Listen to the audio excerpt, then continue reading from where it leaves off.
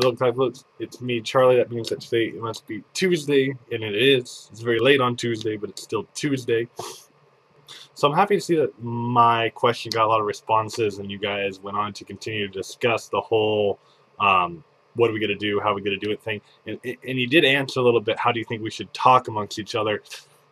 The only problem I see is, and I have Skype, and I like Skype, or I use Skype. It's a nice program. I don't like so much that Microsoft bought it, but that's a whole nother degree of conversation. Anyways, how do we get Skype information to one another? I'm kind of old school in the sense that I don't like to put out such personal information into YouTube videos, considering that even though not a whole, millions of people watch these videos, billions of people could watch these videos, and so me putting my my Skype thing in this video could somehow involve me magically getting a stalker that could eventually kill me, so I'm not going to do that. I think I'm pretty much up to date with all the questions and answering them, and me doing what I'm supposed to. The new question, of course, is how do you deal with stress? Suggestions and comments on stress. I try not to get stressed out anymore, which sounds like crazy, like impossible. I used to be a very stressful anxiety person. I used to, in high school, stress about every little detail, about every little thing, about things that were pointless and meaningless, and I would try to control them, and I would be stressed beyond belief. I adapted an ideology, to be honest, where I understand that no matter what happens, no matter what I do, or what everyone else does, and this doesn't make me apathetic of all actions, it just means that it's going to happen.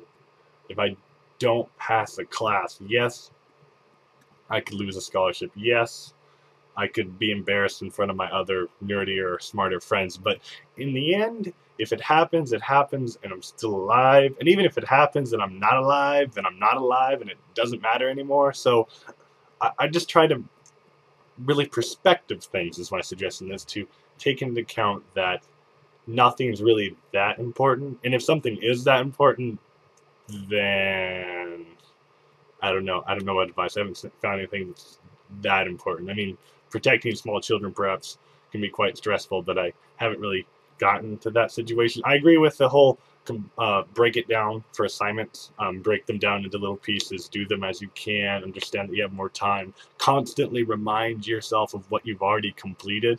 Like, excuse me, if I have a huge math assignment, when I get halfway through, I like to give myself a breather and say, wow, I'm halfway through, I did this, I can do this, and I'm going to do this, and there's a lot of this and do's. But anyways, so that's my advice. One, rationalize everything that you're doing as to how important it actually is, and even if it is important, you'll be okay in the end. Don't let yourself feel that if failure, maybe it's not an option, which is progressive, but if failure happens, the world won't stop. You won't die, or if you do die, it won't be that big a deal. And that kind of sounds a little bit wrong, but I think you can kind of get what I'm going at. And then break it down, accomplish step by step, and remind yourself of what you've already accomplished, because usually whoever is watching this, and I mean this to everyone, you are amazing people.